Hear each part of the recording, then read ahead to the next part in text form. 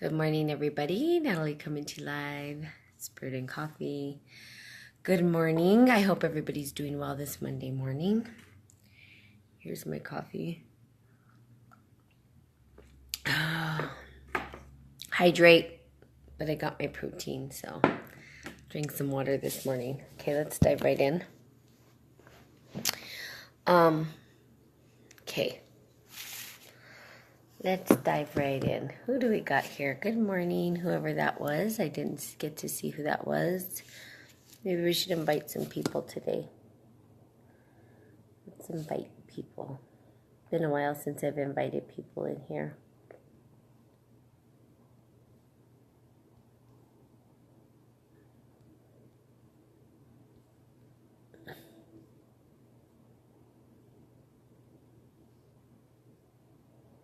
Okay.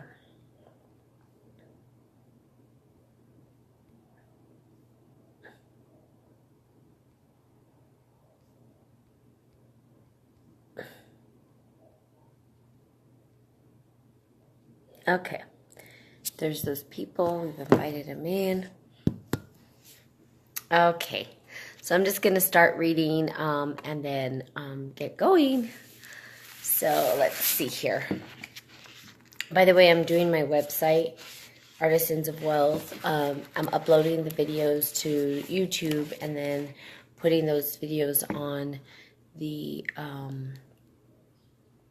website so that you guys can have access to them. Okay? That'll be coming ASAP. Okay? Good morning, Syed. All right, we talked about the Christ grids and we talked about the consciousness and opening up the Christ grids, but also looking at yourself because you guys get to open up the Christ grids. Good morning, Imogen and Syed. Okay, in this increasing, we talked about that the Christ grid was fully activated by February 2008. This was about the time that the full descent of the Antichrist happened. This created enormous stress and pressure on the collective consciousness and the crutches that were holding this together. These crutches are like threads holding a blanket together. If one thread goes, the whole blanket can start to unravel. So we're starting to see the consciousness rising, people waking up, people remembering who they are, remembering their birthright. This tension, pressure, and friction creates the push for evolution on the three-dimensional level. Good morning, Michelle. This push pulls tears apart. Tears apart. This push and pull tears apart what was held previously to be true and allowing you a reality to emerge. This tension will be released through volcanoes, earthquakes, and tsunamis, and we see that already happening. There's a bunch of volcanoes happening and erupting. We've seen tsunamis already. Earthquakes. We know that the tectonic plates are shifting. Now, is this a scary thing? Most people will go into this mode of scaredness. And the reality is, good morning, Dan. It was so good to see you. I get to go watch more live music. That's for sure. And I didn't get to say goodbye. I couldn't find you at the end. I was trying to say goodbye. Good morning, Leonardo. Okay, so we see this. Now, here's the thing, you guys. People freak out about global warming and all this stuff. Okay, now I'm not saying that we don't pollute the planet and that we get to be more conscientious and respectful of the planet. Now, but here's the deal.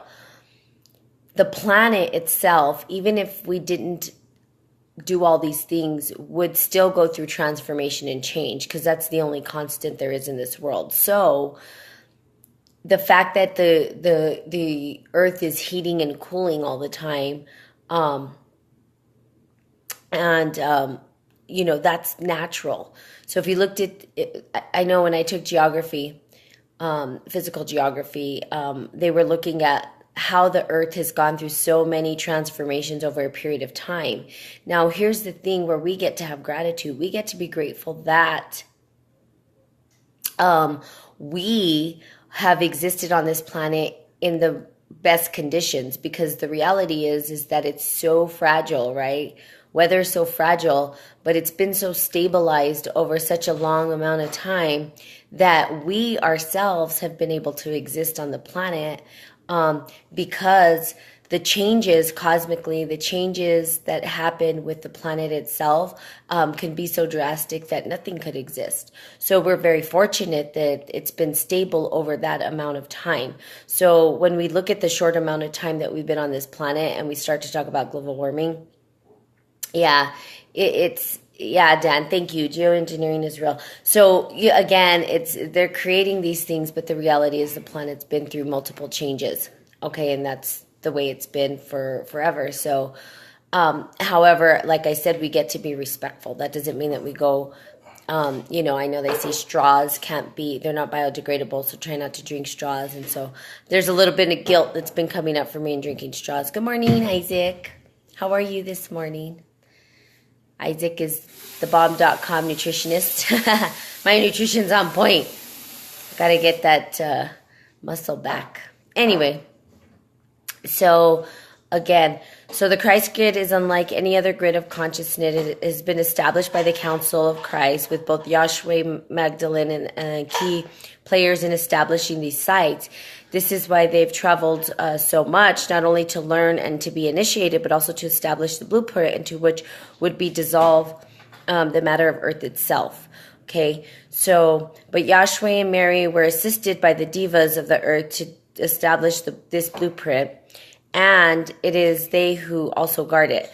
This blueprint has been kept concealed for 2,000 years and is now being revealed, for it is now active and nothing can disturb or touch it once it is active. So again, and we see as within, so without, so we see all of these. Good morning, Bestie. Good morning, Betty. Bestie's on here. Let's set up a time to hang out, Bestie. Surface water's been removed. Nestle creating this so-called drought. Yeah, exactly. So there's a lot to be said about this. But see, here's the thing. Here's the deal. People will watch the news and take that for truth. They'll read the news. They'll take that for truth. And they don't realize, especially, and I will say, if you're from America and you've never left America, that's a big eye-opener. You've got to get out of the country. When I left the country, it was a huge eye-opener for me. And I was like, whoa, there's this whole other world happening. And the way that we view it is just one tiny inkling of what's actually happening. And when you start to look at how America engages with other countries, it is crazy what we do. And it's crazy how the information gets kept here. Even though we have social media and other outlets, they're relying on people not to do their own research and come up with their own ideas. So they program us, right? That's why I don't watch TV. I mean, it's just, I don't watch TV. Hi, good morning, idea. Because they're programming us to believe what we want. They want us to believe. And so we take these ideas like, oh, they talk about immigration and all this kind of BS stuff. That, oh, everybody wants to be American. I'll just tell you this. No, they don't. I've been across the other side of the world, and they just have enough resources, trust me. And they have everything they need, especially in India. So the naiveness of us is kind of funny sometimes. But I don't get into it with people. You've just got to get out and travel yourself to understand.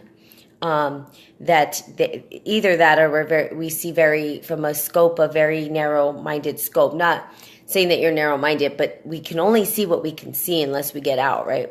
And so they're saying that Christ, Yahweh, and Mary, they traveled the world because they were able to see the truth for what it was and different dimensions. So different countries, different things, different politics, right? Different issues happening. It's sort of the same, but different. So if you guys haven't traveled, if you haven't got out of America, get out, because this is this very tiny, minute little place compared to the planet. Good morning, Michael. I haven't seen you in a while. And you will see that the people don't want to be American. In fact, we're probably not liked by a lot of people. I say that because we are sort of the teenage, I like this, my friend Lisa said that we're sort of the teenage brat country because we're such a new country and we think get in the middle of people's business when we shouldn't. There's a bunch of stuff, okay? So anyway, that's off tangent. But traveling and activating these keys is rising the consciousness. And so now I think we're waking up to our divine truth. And that's why I talk about our birthright, because we have one. And so that's for you guys to find out what is your birthright, okay? If you're showing up here, you're on your journey to figure that out. If you're not 100% clear about what that is, reach out to me and I can sort of guide you on that path to find that, okay? Hey, Syed, to get you on that journey so that you guys can start to open up the consciousness to what it is. Okay, it is why we have lead drinking water in Flint. Yeah, poisoning Navajo Nation, tons of fuel spilled. Yeah. So, yeah, they create these disasters purposely. And Dan does a beautiful job of supporting that. And he also creates these beautiful, he does glass, blows out glass, and he does these water drops that he gives to the people who do on Standing Rock, right? They stand for that, and he sells them as well to give back. So you can put your information down if you'd like. And you do know yours, and that's beautiful. It's awesome when people are 100% aware. I love it, of what their birthright is, and that's so great. It's beautiful. And the more people that are doing that, then the faster we can heal this planet. The faster we can heal ourselves. The faster we can ascend and transcend back to our home. Cheers. Okay. Now that Christ Grid is activated,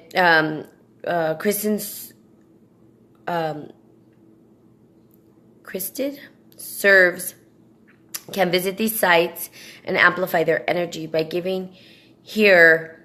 You indeed receive. To truly give this site and Christ Grid requires 3 keys: the application of light, integration, shadow within,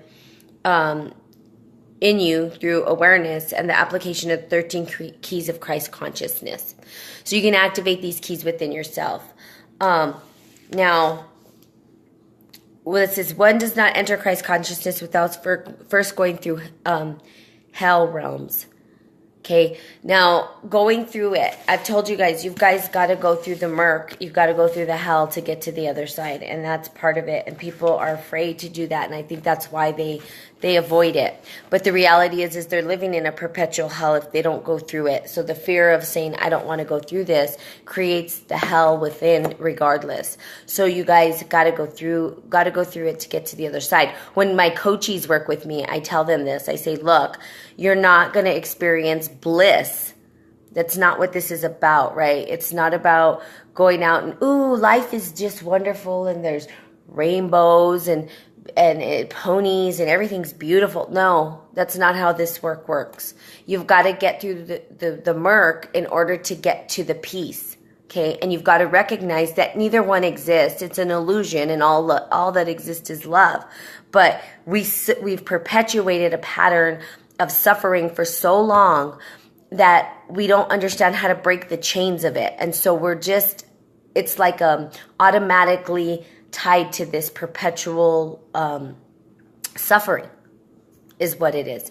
And we don't understand how to get out of it. Well, to get out, we've got to go through it. You can't get to the other side. That's another thing we say in leadership. You got to go through in order to get out. You can't just take a magic pill and expect that it's going to go away, because it's not. Okay, that's not how this works. Now, my coaches know this, and I tell them, look, it's going to get uncomfortable.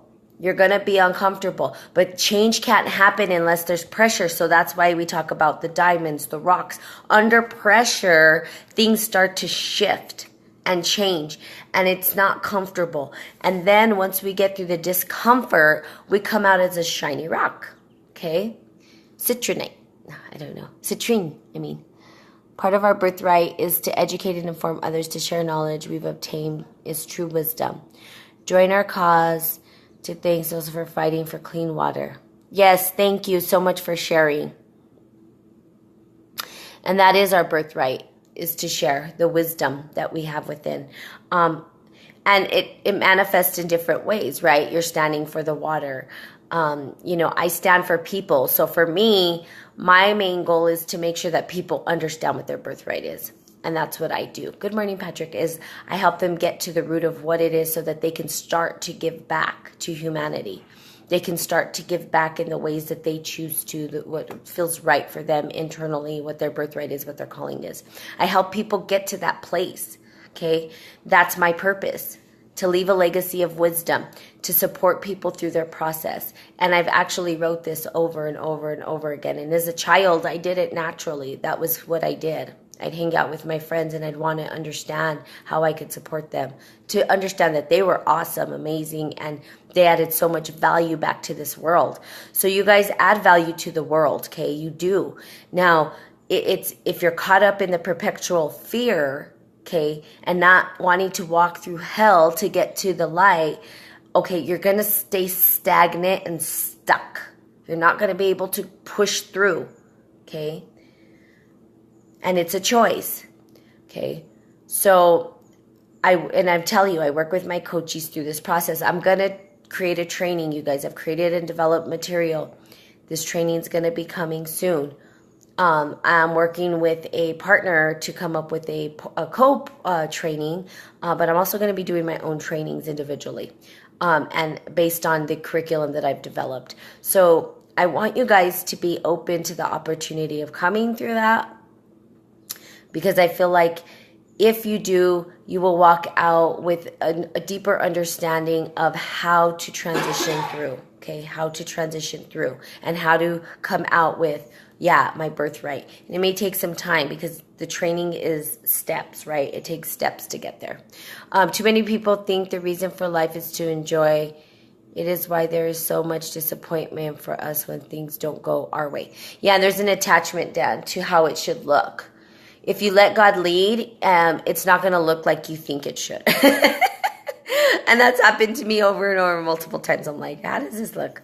Like I was thinking, I'll do this and I'll try to make things up and it didn't work. And it's like, well, that's because it's not God.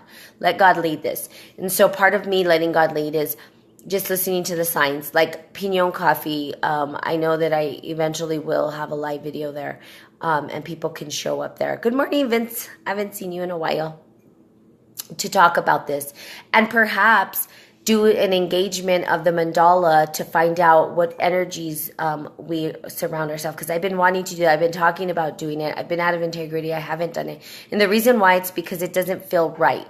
The space, the energy has to be right, and the timing has to be right. So I feel like a live video at Pena Coffee with people who want to come and do it actually in person would provide the energy needed for the people who are viewing, because I just feel like I can't lead this thing just by myself here without participants physically with me, right, holding some energy space.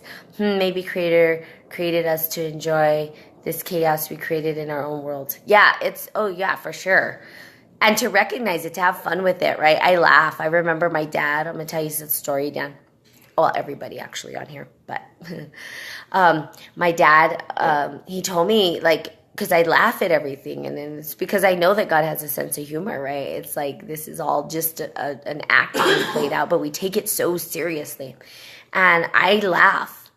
So I can see the ridiculousness in things, like the minute things that people attach themselves to, and it's ridiculous to me, and so I'll start to laugh, and I'm like, that's ridiculous, really? Like... You're going to get upset over something like that because I know what it's going to do to them. It's going to upset for what? Why? I don't understand it. Like, to me, it's ridiculousness, right? So I'll laugh about it. And I'm like, okay, so I'll laugh. But my dad was a very serious man. And he got very mad at me one time. And he said, life isn't all a game of fun and jokes. And I was like, ooh. I was like, there's times to be serious. And I just like looked at him like, wow. That perspective is definitely not a perspective I want to live by. Definitely not a perspective I choose to take. And so I can see the comical piece of this earth and how people don't understand that it is this drama being played out. There's nothing so crazy. Like when my car got stolen, right? I laughed. I was like, it's just a car. What am I going to do? Am I going to Cry for what? It's just a thing. Okay. My life, I still got my life. I still got my breath. I'm still here. I can still serve humanity. So what? Stuff is stuff. Stuff comes and goes. Doesn't matter. Okay. What matters is how do we treat our bodies? How are we treating other people? Are we kind? Are we having compassion? Are we having love towards others?